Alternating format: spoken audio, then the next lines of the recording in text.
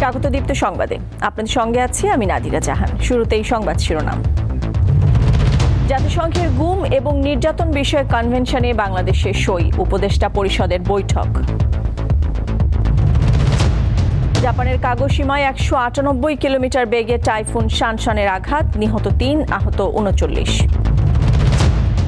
এবং সাফ অনূর্ধ্ব 20 চ্যাম্পিয়ন বীর যুবারা দেশে ফিরছে বিকেলে, বিমানের ফ্লাইট প্রায় 3 ঘন্টা বিলম্বিত।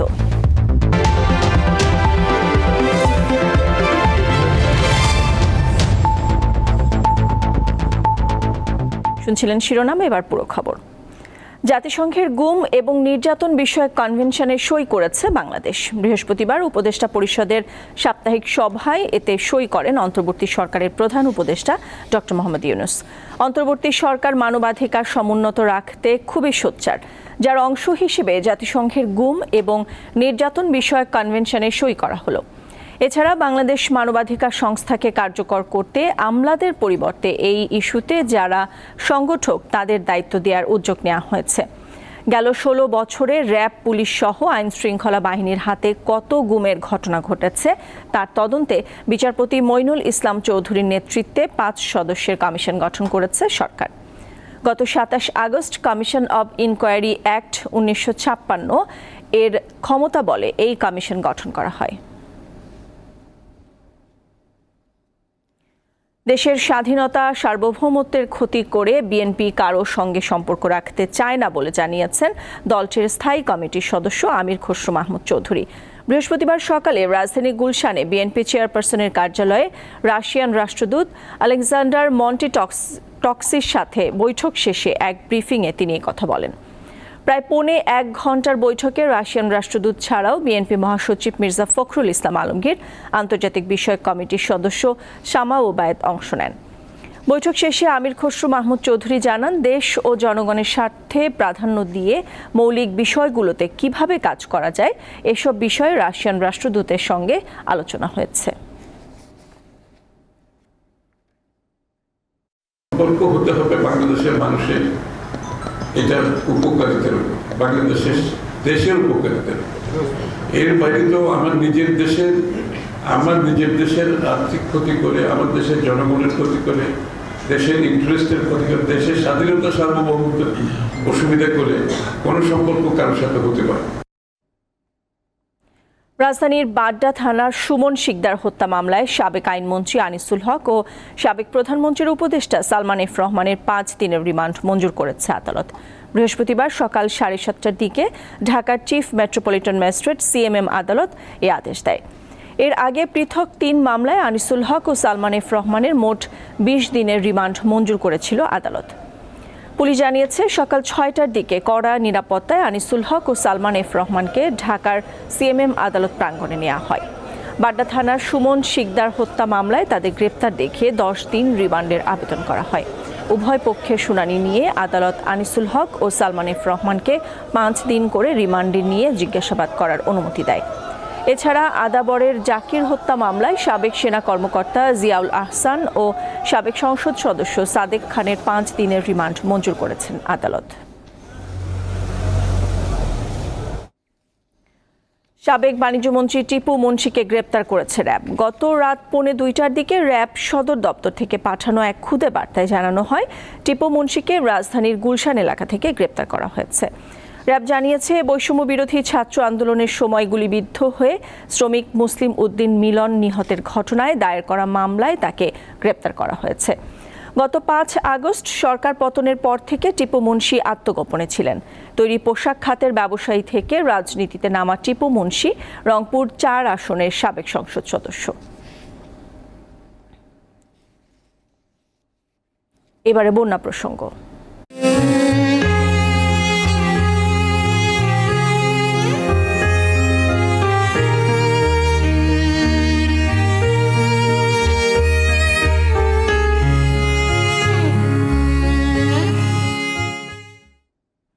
দেশে বন্যা কবলিত 11 জেলার মধ্যে ফেনী, লক্ষ্মীপুর ও কুমিল্লায় বানভাসীদের দুর্ভোগ চরমে উঠেছে। এ পর্যন্ত মারা গেছে 52 জন। কুমিল্লা, নোয়াখালী ও লক্ষ্মীপুর থেকে নেমে আসা বন্যার পানিতে চাঁদপুরে বাড়ছে জলাবদ্ধতা। বন্যা পরিস্থিতির অবনতি হয়েছে শাহরাস্তি উপজেলায়। এই উপজেলায় এখনও পানিবন্দী রয়েছে 60,000 মানুষ। সরকারি হিসেবে কুমিল্লা জেলার 14 উপজেলার 10,61,000 মানুষ এখনও পানিবন্দী অবস্থায় জীবনযাপন করছেন। পানিবন্দী মানুষের জন্য মোট 724টি আশ্রয়কেন্দ্র খোলা হয়েছে। গোমতী নদীর পানি কমলেও বন্যা পরিস্থিতির উন্নতি নেই। বাঁধের ভেঙে যাওয়া অংশ দিয়ে এখনও লোকালয়ে প্রবেশ করছে পানি। কুমিল্লার 17 উপজেলার মধ্যে ভয়াবহ অবস্থা দেখা দিয়েছে অন্তত 7টি উপজেলায়। লক্ষ্মীপুরে প্রতিদিনই পানি বাড়ছে। রহমতখালী, ওয়াবদা ও ভুলুয়া খাল দিয়ে নোয়াখালীতে পানি প্রবেশ করছে। দুর্গম এলাকাগুলোতে পর্যাপ্ত ত্রাণ না পাওয়ার অভিযোগ রয়েছে। পাশাপাশি পানিবাহিত নানা রোগে আক্রান্ত হচ্ছেন অনেকেই। সব শেষ হয়ে যায়, ঠিক মতন খাওয়া দাওয়া হয়নি। এখানে কোনো ত্রাণ আসতেছে না। অনেক মানুষ আছে, অনেক অসহায়, কিছু খাইতেছে না। আজকে 3-4 দিন ধরে ওরা উপাসে আছে। ঘরে থাকতে পারে না, দুয়ারে থাকতে পারে না, পানি কাজী খাওয়া দাওয়ার কিছুই মানুষের নেই। ভিতরের মানুষগুলো বেশি কষ্ট আছে, ওরা যাইতেও পারে না কোনো দিকে, তারা চাইতেও পারে না, ওদেরই সমস্যা বেশি। এতিমখানা সড়কের এই সাইডটায় কিছু মানুষ আশ্রয়কেন্দ্র যাইতে পারে না, এরা শহীদ স্কুলে জায়গা না, এখন এরা বিভিন্ন ছাদে আশ্রয় নিছে, বাড়িঘর ফালাই দিয়ে আসে, কেউ আছে দোকান দোকানে বসছে। আমার দাদাও দেখছেনি কোনোদিন এই পানি। হবিগঞ্জেও বন্যায় ব্যাপক ক্ষয়ক্ষতি হয়েছে, বিপাকে পড়েছেন পশু খামারিরা। হবিগঞ্জের বন্যা পরিস্থিতির খবর জানবো, সহকর্মী আখলাস আহমেদ প্রিয় রয়েছেন। আখলাস, হবিগঞ্জের সার্বিক বন্যা পরিস্থিতির কি খবর জানাবেন এবং সেখানে ত্রাণ তৎপরতা এবং উদ্ধার তৎপরতার কি অবস্থা সে খবর জানাবেন।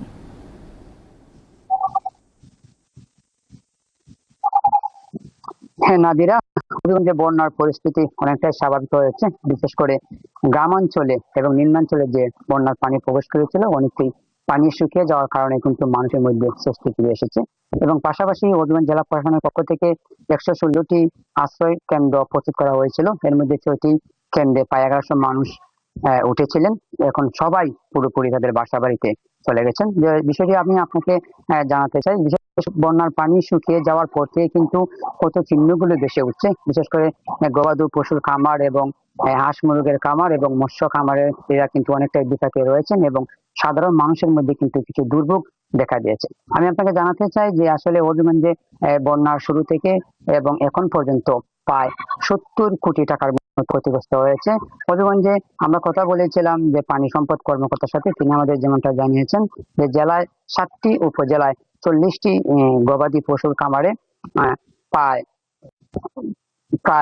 1000-এর উপরে গবাদি পশু আক্রান্ত হয় এবং 35টি হাঁস মুরগির খামারে প্রায় 27,000 হাঁস মুরগি কিন্তু বন্যায় কবলিত হয়। এতে করে কিন্তু গবাদি পশু এবং হাঁস মুরগির মধ্যে নানা রোগবালাই দেখা দিয়েছে। তিনি আমাদের জানিয়েছেন যে গবাদি পশুর মধ্যে এফএমডি এবং এলএসডি সহ নানা ভাইরাস জনিত রোগ দেখা দিচ্ছে এবং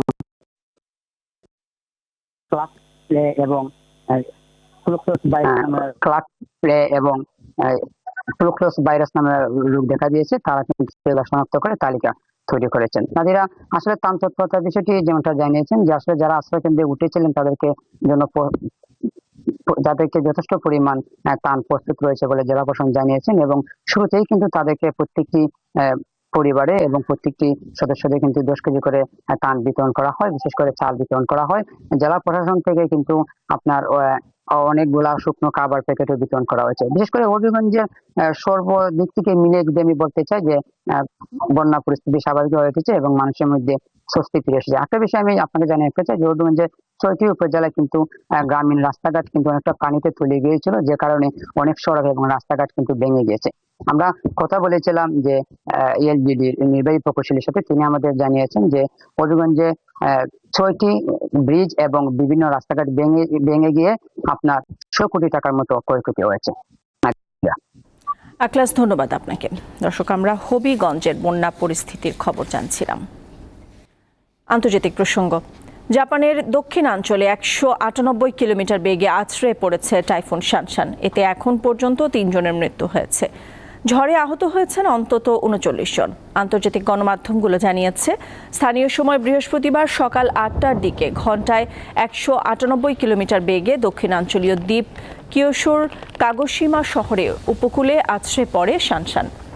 স্থানীয় কর্তৃপক্ষ সতর্ক করে বলেছে শানশান এই অঞ্চলে আঘাত হানা সবচেয়ে শক্তিশালী ঘূর্ণিঝড় হতে পারে।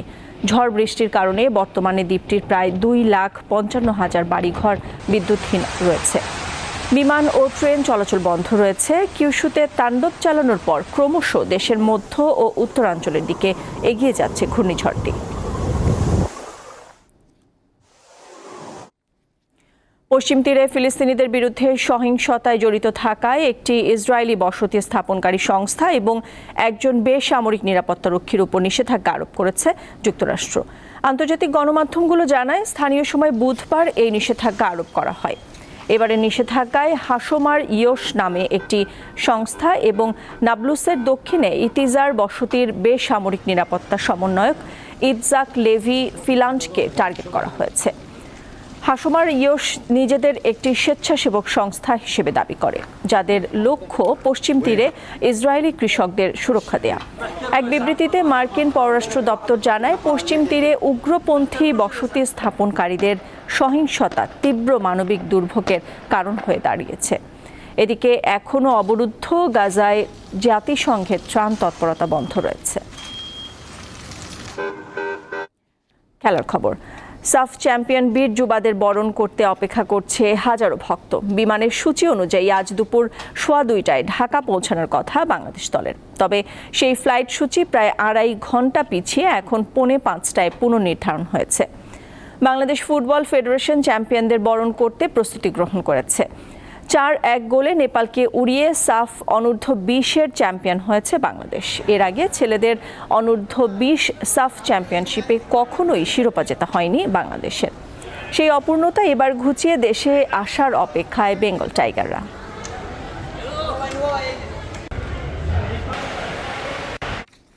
সিরিজের দ্বিতীয় ও শেষ টেস্টের ভেন্যু রাওয়ালপিন্ডিতে অনুশীলন করছে বাংলাদেশ।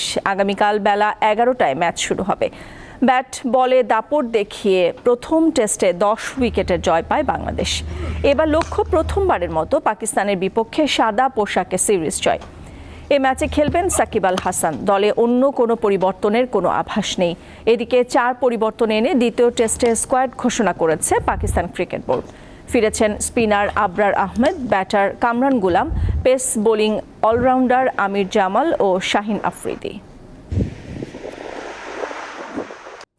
লা লিগায় লাস পালমাসের বিপক্ষে আজ মাঠে নামছে রিয়াল মাদ্রিদ। ম্যাচ শুরু হবে বাংলাদেশ সময় রাত 1টায়। নতুন মৌসুমের শুরুটা ভালো না হলেও ঘুরে দাঁড়িয়েছে রিয়াল।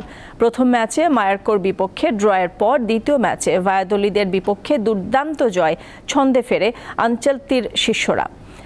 এবার প্রতিপক্ষ লাস পালমাস, যাদের বিপক্ষে 2015 সাল থেকে এখন পর্যন্ত কোনো ম্যাচ হারেনি লস ব্লাঙ্কোরা। চোটের কারণে দলে নেই বেলিংহাম, এছাড়াও নেই ডেভিড আলাবা, কামাভিঙ্গার মতো তারকারা। শেষ করব দীপ্ত সংবাদ, তার আগে সংবাদ শিরোনামগুলো জানিয়ে দিচ্ছি আরও একবার। জাতিসংঘের গুম এবং নির্যাতন বিষয়ক কনভেনশনে বাংলাদেশের সই, উপদেষ্টা পরিষদের বৈঠক। জাপানের কাগোশিমায় 198 কিলোমিটার বেগে টাইফুন শানশানের আঘাত, নিহত 3, আহত 39। সাফ অনূর্ধ্ব 20 চ্যাম্পিয়ন বীর যুবারা দেশে ফিরছেন বিকেলে। বিমানের ফ্লাইট প্রায় 3 ঘন্টা বিলম্বিত।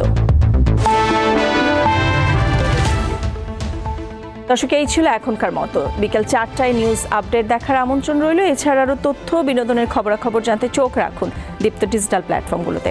সাথে থাকার জন্য ধন্যবাদ সবাইকে।